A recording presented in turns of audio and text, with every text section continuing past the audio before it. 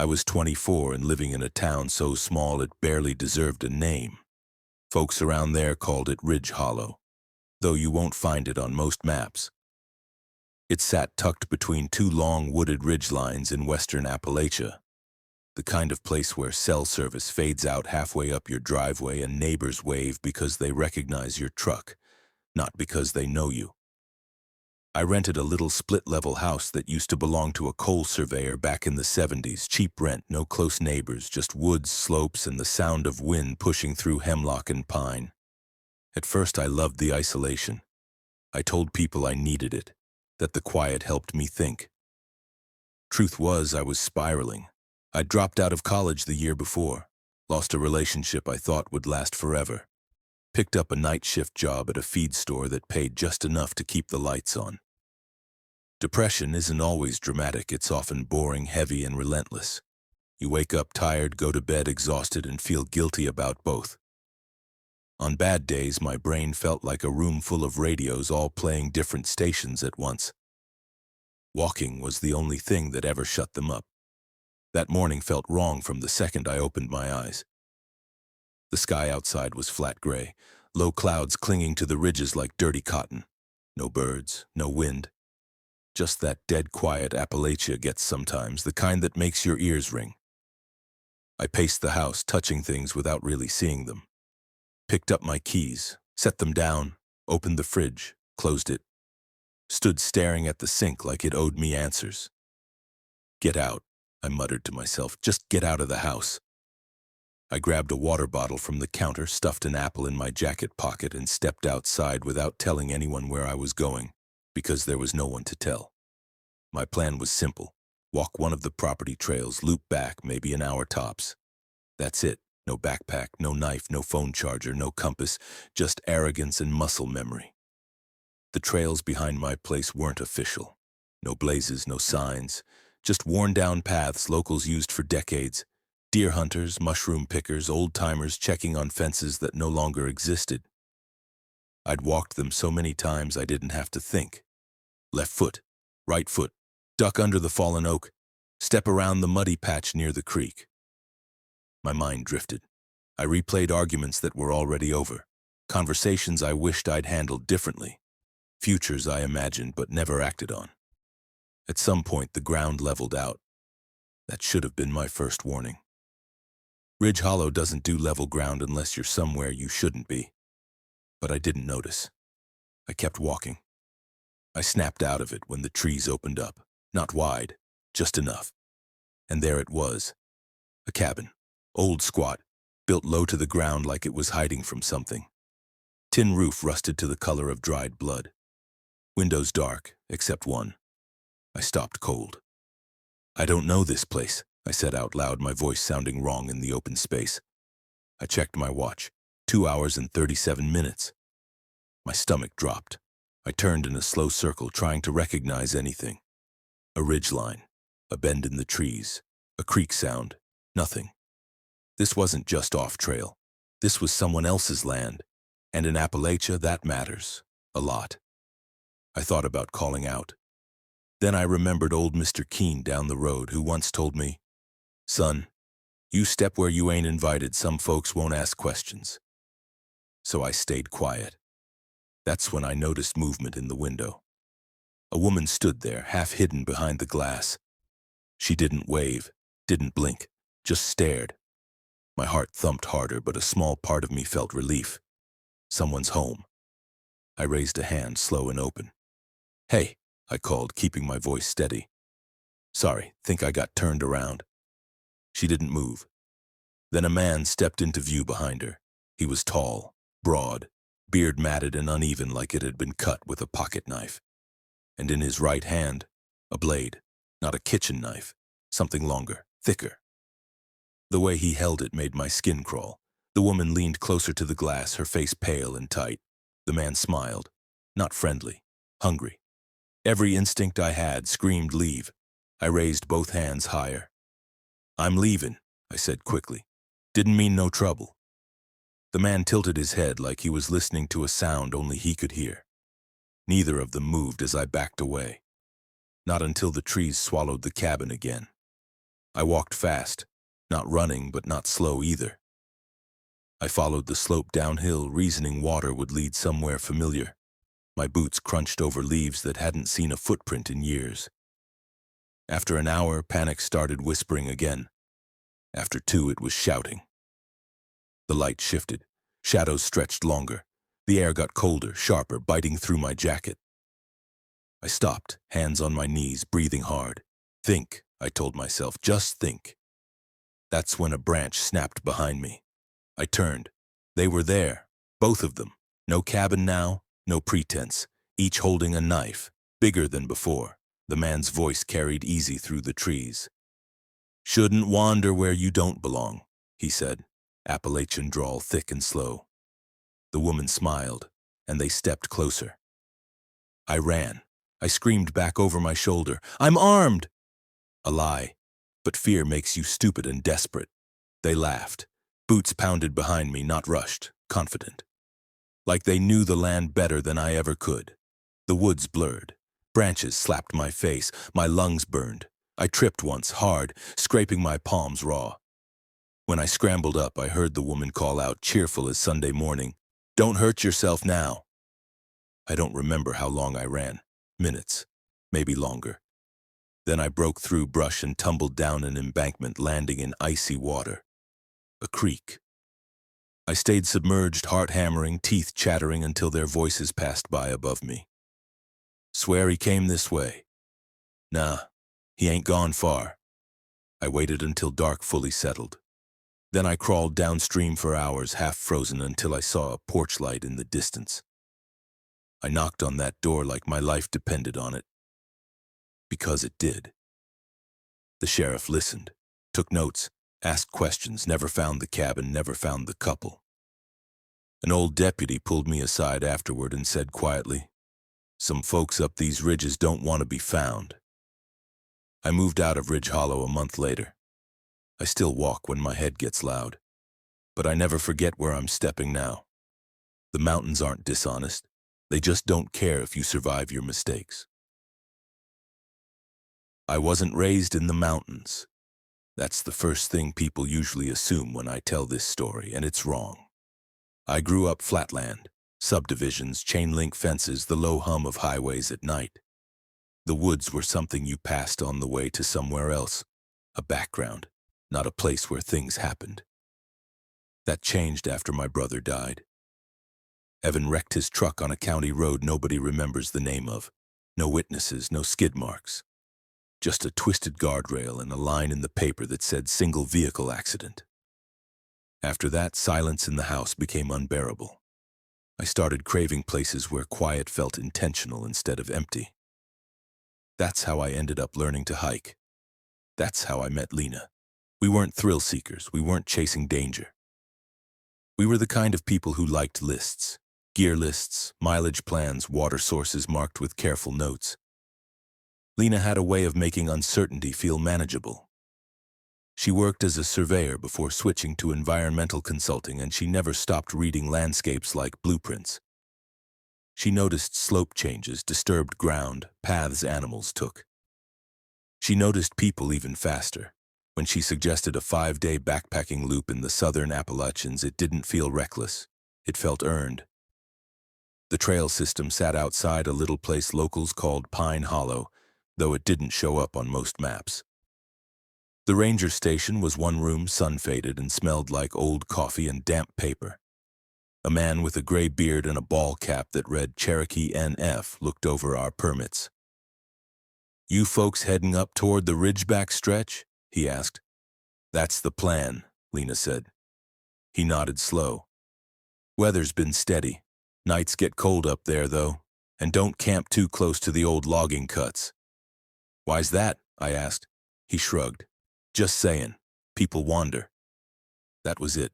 No warning music, no ominous stare, just a man doing his job. The first day went exactly how you want a hike to go. Long climbs, soft switchbacks, leaves crunching under boots. The air had that sharp, clean smell that only comes when fall's halfway done, but winter hasn't committed yet. We didn't see another soul until late morning the second day. They came up behind us on a narrow stretch, boots scuffing rock. Morning, the man said, breathy but smiling. He was mid-30s maybe, lean, wearing a pack that looked newer than it should have for the distance we were in. The woman beside him was shorter, dark hair pulled back tight, eyes restless. Hey, Lena replied, stepping aside to let them pass. We did the usual hiker talk, mileage, where you coming from, where you headed.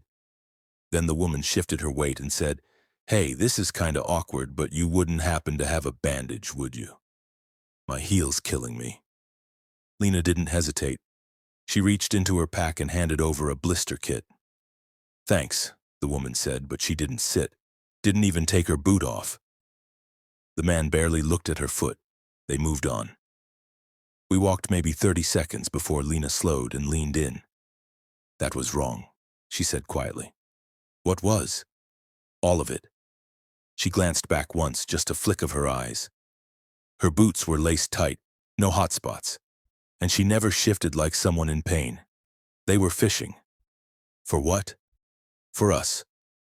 I trusted Lena. Not because she panicked easily, she didn't, but because she didn't jump to conclusions either. Her instincts were quiet, precise, like she was checking boxes I couldn't see.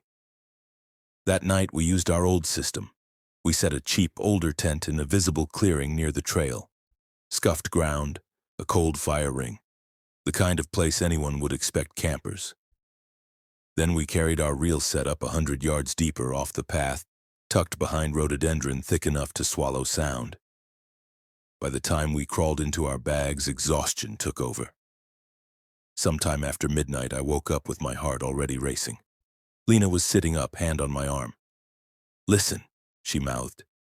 At first I heard nothing. Then, soft footfalls, measured, careful, not animals. We eased out of the tent and crouched behind brush, breath shallow.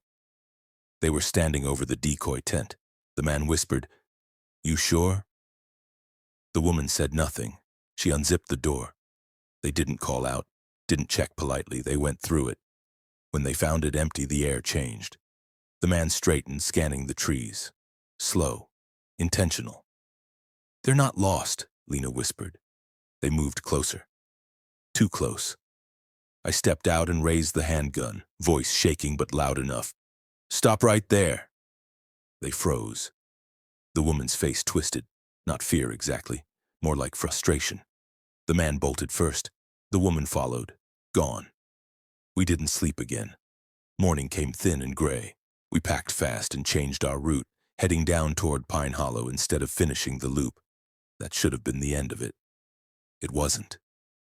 2 days later, I decided to walk alone. I know how that sounds. Stupid, reckless. But Lena had a meeting back home. I told myself daylight was safer, familiar trails, one last walk to clear my head. About 3 miles in, I heard shouting. Not words, sounds, raw, ragged. I turned and saw them, both of them running. The man screamed like something feral, a wet, guttural sound that pushed him faster. The woman laughed. I ran, my lungs burned, branches tore at my jacket, the woods closed in. Then, water, a creek, cold, fast. I didn't think. I jumped. The shock stole my breath. My legs nearly gave out. I clawed my way across, hands numb, body screaming. On the far bank, I looked back. They paced the edge. The man twitched, muttering. The woman stood still, eyes locked on me, smiling like she'd learned something important. I didn't wait. I ran until my vision blurred. I made it to a farmhouse just before dark. An old man named Roy let me in without questions. Gave me coffee, dry clothes. You ain't the first to come out of them woods looking like that, he said. The sheriff took my statement the next day. No reports, no matches. Lena cried when she saw me. We don't hike there anymore. I still love the woods, but I respect them now, not for the bears or the storms, for the people who know how to disappear inside them. I never believed the mountains could feel hostile until the winter they decided to remind me who really belonged there. Before that trip, I was the kind of person who trusted maps, forecasts, and common sense. I grew up around cold weather, around people who treated snow like an inconvenience, not a threat. That confidence, maybe arrogance, is what nearly got me killed. This isn't a campfire story. It isn't something I heard from a friend of a friend. I was there. I lived it. And even now, years later, when the wind rattles my windows just right, I swear I can smell pine smoke and frozen earth again. It started with an invite I almost said no to. Back then, I was working a dead-end logistics job in Columbus, pulling 12-hour shifts and sleeping through weekends. One Tuesday afternoon, my phone buzzed while I was loading pallets. "Man, you still alive?" the text read. It was from Rowan Pike. We'd known each other since community college, Rowan with his crooked grin and bad habit of downplaying serious things. "What's up?" I typed back.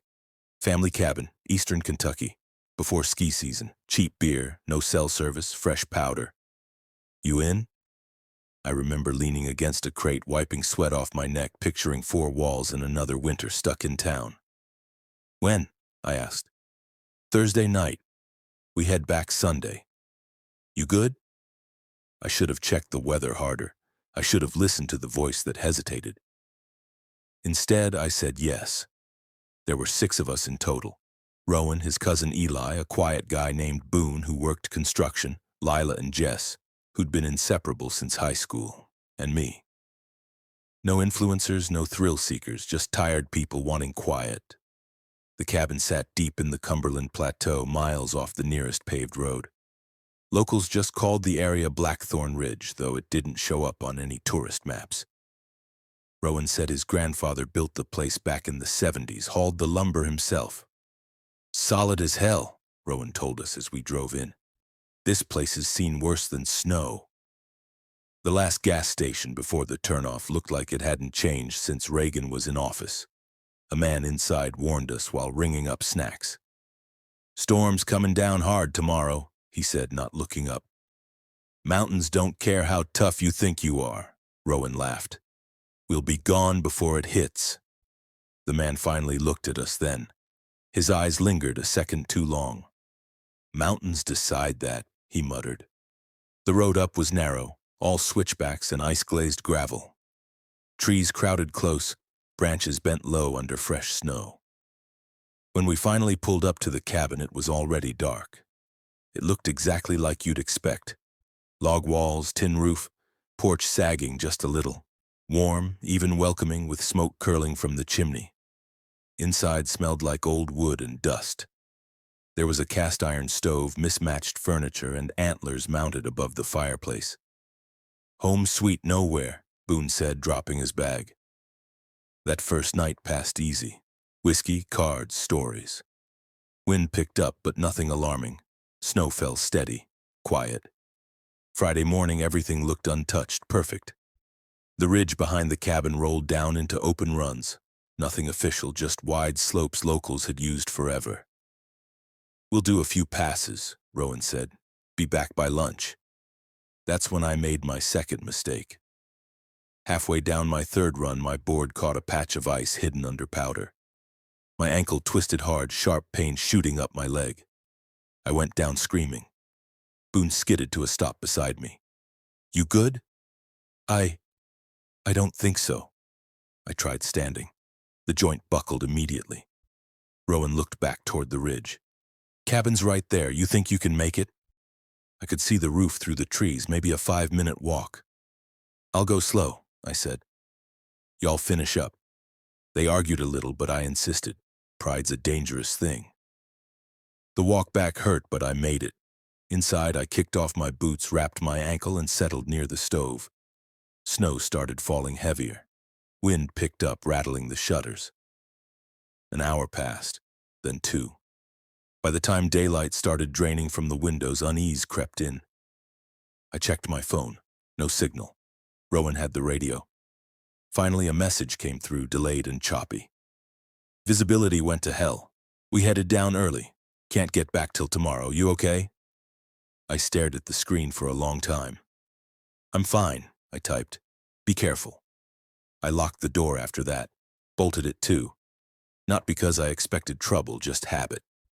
The storm hit like a freight train after dark. Wind screamed through the trees, snow piled fast. The fire burned low quicker than I expected.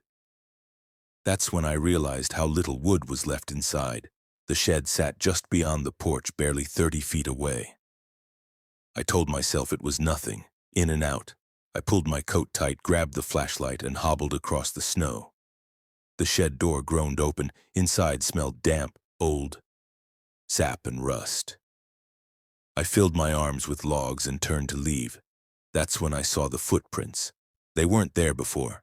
Big, deep, leading around the side of the cabin, not mine. My mouth went dry. I shut the shed door slow, heart hammering, and peered through the cracked window.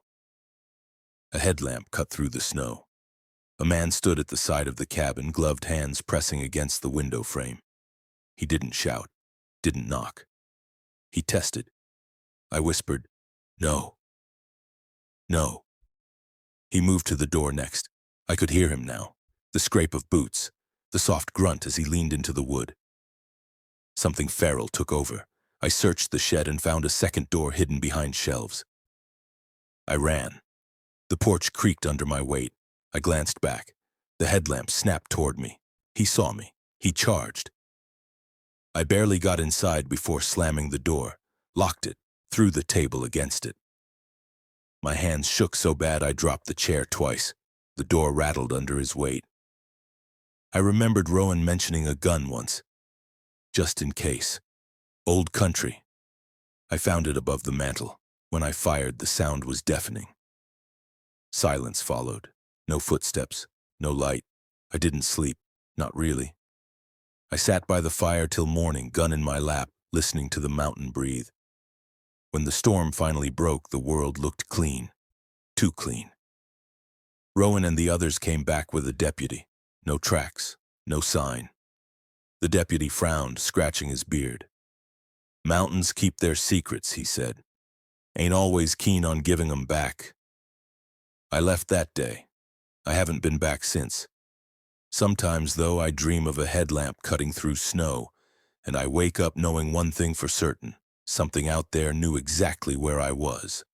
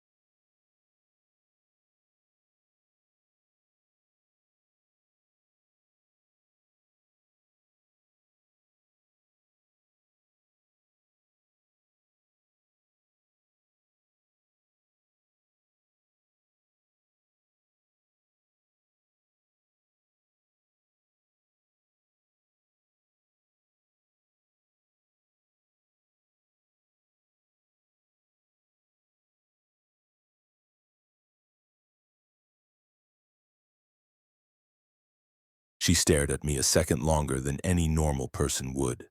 Then, slam. I closed my eyes and leaned my forehead on my door. "This woman is gonna make me lose my mind," I muttered. Something about her was beyond awkward. It was unnerving, like she didn't fully understand social cues or like her emotions were turned off. But things didn't get truly bad until the third night. That day at work dragged, and I got home late, around 9:10 p.m. The hallway was dark, quiet, empty. Good. I walked up, reached for my keys, slid one into the lock, and froze. The door was already unlocked. I stepped back instinctively. My pulse moved into my throat. I never left it unlocked. Not once. Only two people had keys, me, the landlord. Unless... My stomach twisted. "No way she would do that," I whispered, "right? No way." I turned the doorknob slowly and pushed the door open. My apartment was pitch black. I took one step in. The air felt wrong, still heavy, tense, like the room was holding its breath. Then I noticed it. My bedroom door was open. I always left it closed. A chill crawled up my spine. I walked closer, heart hammering. "Hello?" I whispered. And then I saw her, standing beside my bed, half her face hidden in shadows. Rowena, holding a kitchen knife. My kitchen knife. My body locked up completely. My throat went dry. "What the hell are you doing in here?" I stammered. Her expression didn't change, not even a flicker of guilt, fear, or anger. Just blank. "I waited," she said. "Those two words will haunt my dreams forever." That's when she stepped toward me. My body took control before my brain could. I sprinted for the door, grabbed the knob, twisted. Nothing. The knob didn't move. It stuck. What the... She had done something to it. I turned to see her coming at me, knife raised. "Hey, hey, stop!" I yelled, panic shooting through me. She didn't stop. But adrenaline hit me full force. Survival mode. I dodged her swing and grabbed her wrist. She wasn't strong, not like I expected. She fought, but wildly, uncoordinated. I wrestled the knife out of her hand, threw it across the floor, and pinned her down with my knee. She didn't scream. She didn't cry. She didn't even resist properly. She just looked up at me with that same dead expression and whispered, "You weren't supposed to be late today." My skin crawled so badly I thought I was going to shake apart. I grabbed my phone, dialed 911, and kept her down until the cops arrived. When they handcuffed her and pulled her to her feet, she didn't argue, didn't defend herself, didn't even blink. She just kept staring straight ahead. A paramedic wrapped my arm. She'd slashed the back of it in the struggle. Not deep, but enough to sting like hell. One officer, a guy named Perez, asked me, "You know she's been reported missing before, right?" "What?" "Last year," he said. "Her family said she vanished for weeks at a time. When she returned, she'd be off, like she wasn't tracking normally." My blood ran cold. Another officer stepped out of her apartment holding a box. Inside were old photographs of me, not just from the building, from other places, my car, my work parking lot, a grocery store 2 blocks away. She'd been following me, watching me, timing my movements. Officer Perez sighed heavily. "Her sister says she hasn't been taking her meds for months. She has a severe disorder. When she cycles down, she fixates." Fixates. On me. I looked down at my shaking hands. "She almost killed me," I whispered. Perez nodded slowly. "Yeah, it could have gone bad. When the building maintenance guy came to fix my damaged door, he found a metal piece wedged deep inside the latch. She jammed it from the inside," he explained. "You weren't getting out unless someone broke the door down." I felt sick. All the signs, the early knocks, the staring, the weird behavior. I had brushed them off. I ignored my gut. And she used that time to plan something far darker than a neighborly chat. I moved out within a week. Didn't even finish the lease. Didn't want any compensation, just needed to leave. I still get jumpy hearing knocks in the morning. Still feel watched sometimes when I enter my apartment. But I'm alive. That's enough. For now.